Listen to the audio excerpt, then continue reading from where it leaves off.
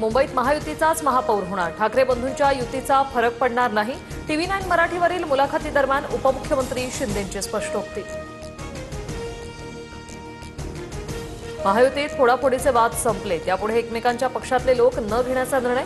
महायुतीला गालबोट नको अशी प्रदेशाध्यक्षांना सूचना देईल असं फडणवीस म्हणाले। शिंदेंचं भाष्य।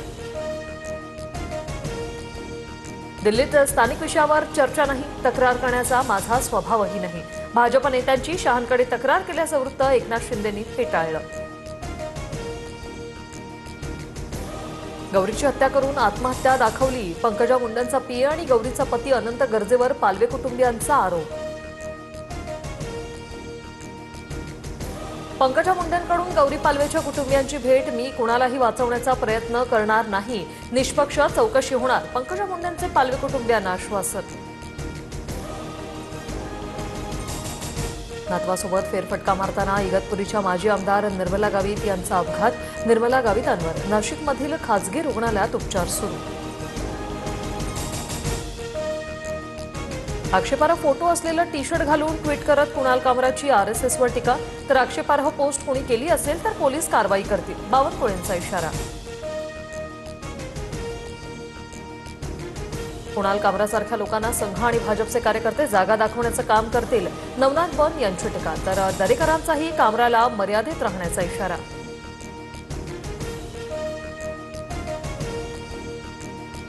आता तर नगरविकास खाता आपल्याकडे, नगरविकास में माल है, बाहेर खाटी टाकून झोपा, 1 तारखेला लक्ष्मी येणार। नाशिकमध्ये गुलाबराव पाटलांचं वक्तव्य। मी शब्दाचा पक्का, बारामतीत काम करून दाखवलं। काही नेते शहरांच्या विकासावर बोलतात, मात्र त्यांची शहरं भकास घाण असतात। अंबाजोगाईतल्या सभेत अजित पवारांचं वादग्रस्त वक्तव्य। अजित पवार जबाबदार नेते, बोलताना प्रत्येकाने तारतम्य बाळगलं पाहिजे। अजित पवारांच्या वक्तव्यानंतर भाजप नेता चित्रा वाघ यांचा सल्ला।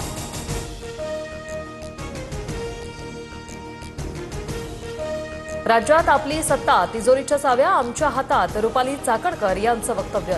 तर तिजोरीच्या चाव्या कोणाकडेही असू द्या, पण मालक आपला, चंद्रकांत पाटलांनी डिवचलं।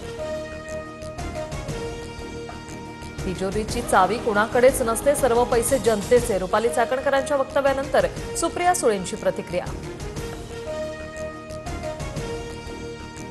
मालवणच्या भाजप उमेदवार शिल्पा खोत अचानक मराठावरून ओबीसी कशा झाल्या, निलेश राणेंचा सवाल।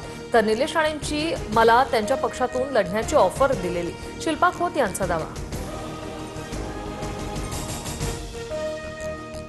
छोट्या छोट्या लोकांना बाळासाहेबांनी मोठं केलं, भुजबळ भाजीपाला तर नारायण राणे कोंबडी विकायचे, गुलाबराव पाटलांचं नाशिकमधील सभेत विधान।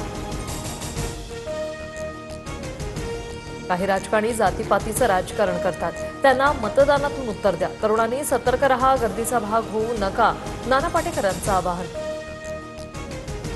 मुंबईत 11 लाख दुबार मतदार, बीएमसीकडून आकडेवारी जारी। वरळीत सर्वाधिक 6800हून अधिक दुबार मतदार असल्याचं समोर। राम मंदिरावरील धर्मध्वज सत्यमेव जयतेचा उद्घोष करेल, हा केवळ ध्वज नसून भारताच्या सभ्यतेचं प्रतीक। कित्येक पिढ्यांचे घाव आज भरले गेले। ध्वजारोहणावेळी पंतप्रधान मोदींची प्रतिक्रिया।